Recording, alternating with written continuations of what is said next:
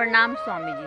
मुझे एक बात बताइए स्वामी जी, मेरा भगवान के ऊपर अटूट विश्वास था, लेकिन मेरे को किसी भी काम में कोई भी कामयाबी नहीं मिली। तो इस कारण मेरा भगवान के ऊपर धीरे-धीरे विश्वास उठता चला जा रहा है। इस विषय में आप क्या कहेंगे? कितनी छोटी सी बात पर आप घबराए हुए हैं और आप कह रहे हैं कि मुझको भगवान पर बड़ा विश्वास था, है? और जरा सी दुर्घटना घटी और आपका विश्वास भगवान से उठ गया। तो क्या आप उसको विश्वास कहते थे? आपको गलतफहमी है। आप अपनी गलतफहमी को भगवान पर विश्वास का नाम दे रहे हो। वो विश्वास नहीं था। वो तो ये था जैसे राजा दशरथ, उनके मन में आया पुत्र होना चाहिए, पुत्र मिल गया। इसको शिक्षा प्राप्त होनी चाहिए, शिक्षा प्राप्त हो गई। घुड़सवारी सीखना चाहिए, घुड़सवारी सीख। शादी होनी चाहिए, विवाह हो गया। और जैसे ही राजा की इच्छा हुई, उसको राजपाट मिलना चाहिए, और जैसे इच्छाओं के ऊपर प्रतिबंध लगा और राजा मर गया। आप जो कह रहे हैं कि आपको भगवान पर बड़ा विश्वास था, अब आपका विश्वास उठ गया, वो विश्वास नहीं था। वो आपको सारा पॉजिटिव समय था। वो आपको सारी की सारी आपकी इच्छाओं की पूर्ति हो रही थी। वो सारे जो ग्रह चाल थे आपके पक्ष में चल रहे थे। लेकिन जरा सा समय आपके विपरीत आ गया तो आपका भगवान पर विश्वास, इसको विश्वास मत कह दीजिए, इसको गलत परिभाषित मत कीजिए। जिसको भगवान पर विश्वास होता है वो कभी ये नहीं कहता कि मेरे साथ अच्छा हो। वो कहता है जो हो रहा है मेरे साथ अच्छा हो रहा है। उसकी डिमांड ये नहीं होती कि मेरे को पुत्र पुत्र धन संपत्ति यश वैभव दो। वो ये देखता है कि आपने मेरे को जितना भी दिया हुआ है वो फाकों में भी रहेगा ना। तो विचार करता है चलो एक दिन उपवास का भगवान ने मौका दे दिया है। मेरे पास एक सज्जन बैठे हुए थे, ठीक आपकी तरह ही बड़े परेशान थे। वो कह रहे थे महाराज बड़ा दुखी हूं, बड़ा परेशान हूं, कुछ नहीं है मेरे पास। तो मैंने उसको कहा कि मैं तेरे को 5 लाख रुपए दे दूं और उसकी कोई वापसी भी नहीं है और कोई ब्याज भी नहीं है। तो बड़ा आश्चर्यचकित हुआ, कहते कैसे स्वामी जी? मैंने कहा हो सकता है 10 लाख भी दिलवा दो, 20 लाख रुपए भी दिलवा दो, उसकी कोई वापसी नहीं है, कोई ब्याज बट्टा नहीं है।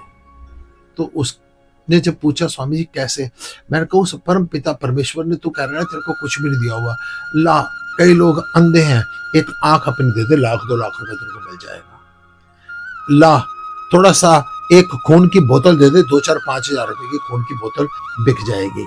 ला एक किडनी बेच दे, 10-20 लाख रुपए तेरे को। भगवान ने तुम्हारे को अरबों रुपए की दौलत दी हुई है, ये शरीर दिया हुआ है, और ना जाने जिसकी कोई कीमत ही नहीं।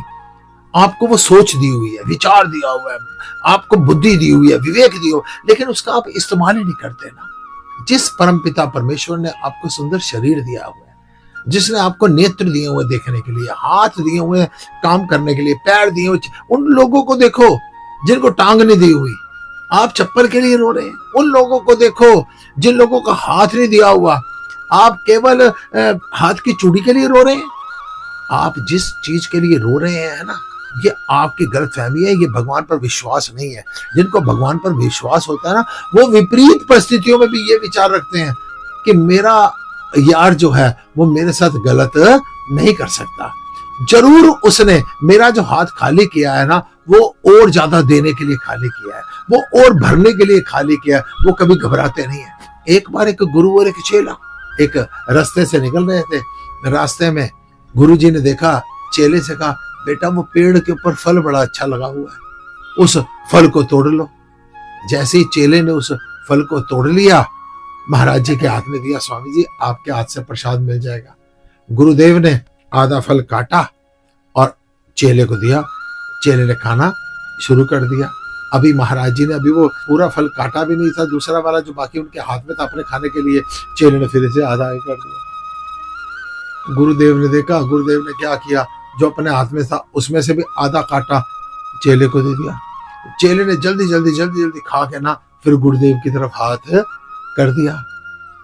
गुरुदेव के हाथ में जितना पकड़ा हुआ था उन्होंने उसमें से भी एक हिस्सा फिर चेले को दे दिया।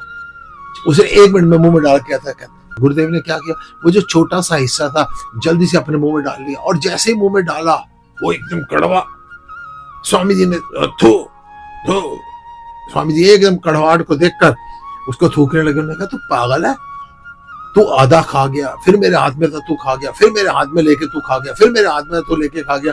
मैंने सोचा इतना सा तो चल मैं खा लेता हूँ, तो तूने शिकायत भी नहीं की। बार बार कहता है स्वामी जी आपके हाथ से जीवन पर्यंत मैंने जितने फल खाए हैं ना, बड़े मीठे थे, इतने मीठे मीठे फल आपने मेरे को खिलाए, आपने मेरे को इतना प्रसाद दिया है, अगर मैं उन प्रसादों का धन्यवाद आपका पूरा तरीके से कर नहीं सका, और आप के हाथ से अगर एक कड़वा फल आ गया तो मैं उसकी शिकायतें करता रहूं, तो मेरे से बड़ा कृतघ्न कौन है। मेरे स्वामी जी ने सारी जिंदगी मेरे को इतने इतने मीठे फल दिए, और आज एक कड़वा फल आ जाए तो मैं अपने स्वामी जी से शिकायत करूं। शिकायतें नहीं कीजिए, जितना उस परमात्मा ने दिया हुआ है ना, आपका जरा सा सिर दर्द होता है तो उस समय तो सारा ध्यान जाता है कि सिर दर्द हो गया, सिर दर्द हो गया।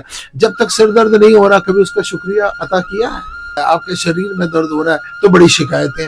जब तक आपके शरीर में बुखार नहीं है, कभी शुक्रिया किया कि कितना हष्ट-पुष्ट शरीर तूने मेरे को दिया हुआ है।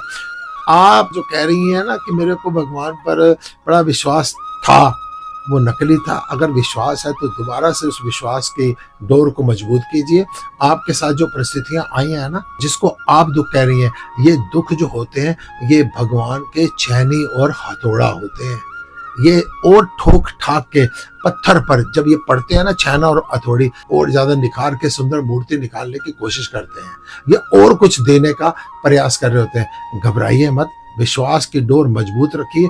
वो परम पिता परमेश्वर आपके साथ जो भी करता है वो अच्छे के लिए करता है। आपका नजरिया क्या है उसको आप दुख में लेते रहते हैं। भगवान को आप छोड़ देंगे, क्या भगवान मर जाएगा?